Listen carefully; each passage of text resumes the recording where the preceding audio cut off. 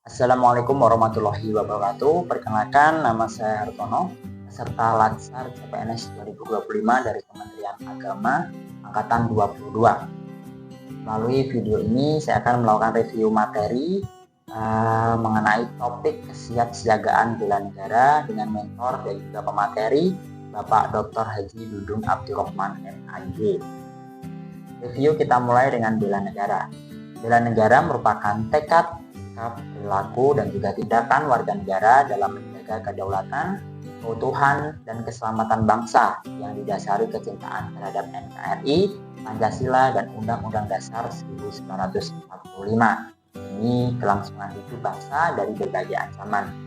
Bela negara sendiri memiliki nilai-nilai seperti cinta tanah air, sadar berbangsa dan bernegara, setia pada Pancasila sebagai ideologi negara, rela berkorban untuk bangsa dan negara, dan mempunyai kemampuan awal bela negara. Kelima, nilai tersebut dapat diimplementasikan dalam kehidupan sehari-hari. Setelah kita memahami bela negara, kita mulai memahami apa sih kesiapsiagaan bela negara itu. Kesiapsiagaan bela negara merupakan kesiapan fisik, mental, dan sosial seseorang dalam menghadapi berbagai situasi kerja secara ikhlas dan sadar, dilandasi kecintaan terhadap NKRI, Pancasila, dan juga Undang-Undang 1945 untuk menjaga dan menjamin kelangsungan hidup berbangsa dan bernegara. Tujuan dari kesiapsiagaan bela negara ini yaitu untuk menumbuhkan sikap cinta tanah air, kesadaran berbangsa, rela berkorban, dan kedisiplinan warga negara dalam menjaga kedaulatan.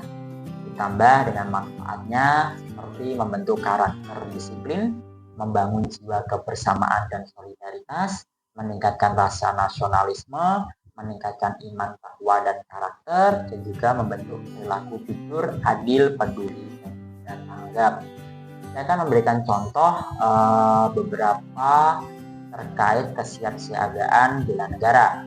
Antara lain, yang pertama pelatihan kedisiplinan dan fisik, yang kedua ada simulasi tanggap darurat bencana, ada juga upacara dan pelatihan baris berbaris, pendidikan wawasan kebangsaan, dan juga kegiatan-kegiatan gotong royong dan juga kegiatan sosial. Kemampuan awal bela negara tadi merupakan salah satu nilai dari bela negara. Kita akan mengupas apa sih kemampuan awal bela negara, apa saja yang terkandung dalam kemampuan awal bela negara. Yang pertama ada kesehatan jasmani yang meliputi daya tahan fisik untuk menjalani tugas tanpa kelelahan. Ada beberapa komponennya seperti komposisi tubuh, kelenturan, kekuatan otot, daya tahan otot, dan juga jantung. Yang kedua ada kesehatan mental yang meliputi keseimbangan pikiran dan juga emosi. Kunci pentingnya yaitu self control dan manajemen stres. Ada beberapa hal yang bisa meningkatkan kesehatan mental seperti mengurangi overgeneralization dan juga overthinking. Selanjutnya kita akan mengetahui apa bedanya etika, etiket, dan juga moral. Ketiganya itu seperti apa? Yang pertama etika. Etika merupakan nilai benar dan baik secara universal. Contohnya kejujuran, keadilan, dan juga tanggung jawab. Yang kedua ada etiket. Etiket itu merupakan tata krama sosial dan norma perilaku formal. Sebagai contoh, cara berbicara, berpakaian, bersikap, dan juga ketiganya dalam situasi resmi.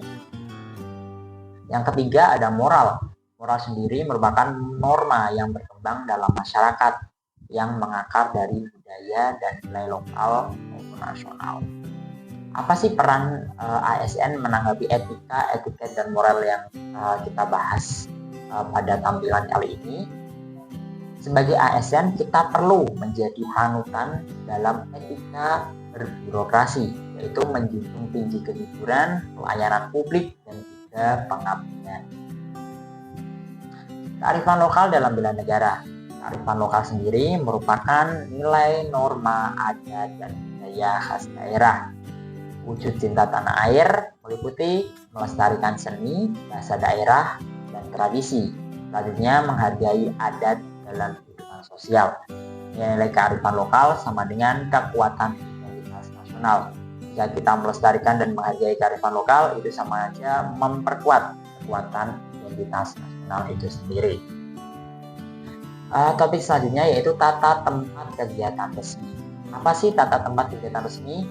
Untuk definisinya yaitu tata tempat kegiatan resmi merupakan pengaturan posisi dan peran peserta, tamu undangan, serta pejabat dalam kegiatan yang bersifat formal seperti upacara kenegaraan, pelantikan, dan penyambutan tamu negara. Ada beberapa elemen penting yang bisa diperhatikan, yaitu yang pertama barisan kehormatan. Karpet merah untuk jalur utama tamu negara, posisi tamu utama di tengah dan paling depan, simetri pasukan atau peserta di kiri dan kanan jalur utama, dan juga pengibaran bendera dan pemasangan atribut negara. Ini ada contoh gambar untuk mengenai tata tempat kegiatan resmi. Dari gambar kita lihat sambutan kepala negara, ada karpet merah dan juga pasukan kehormatan mengambil tamu negara di jalur protokol. Selanjutnya pada tampilan saya memberikan contoh tata tempat kegiatan resmi. Gambar yang pertama yaitu contoh pengaturan tata tempat posisi berdiri.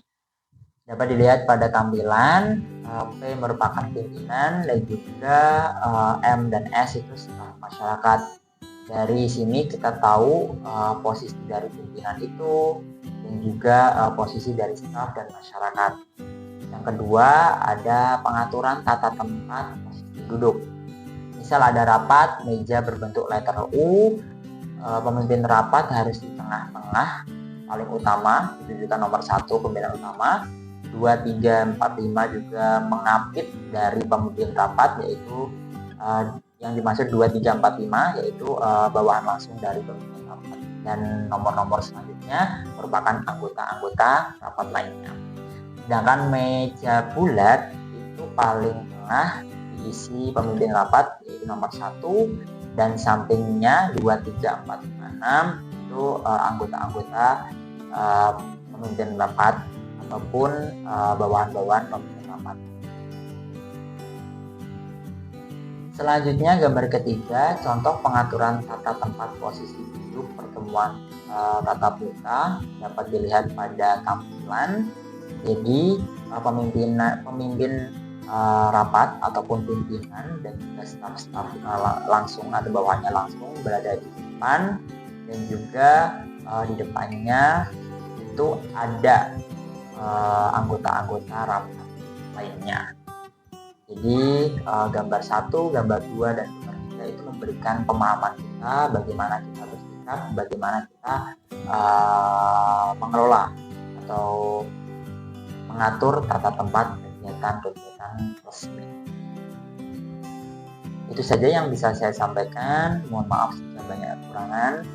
Sampai bertemu di pembelajaran selanjutnya. Assalamualaikum warahmatullahi wabarakatuh.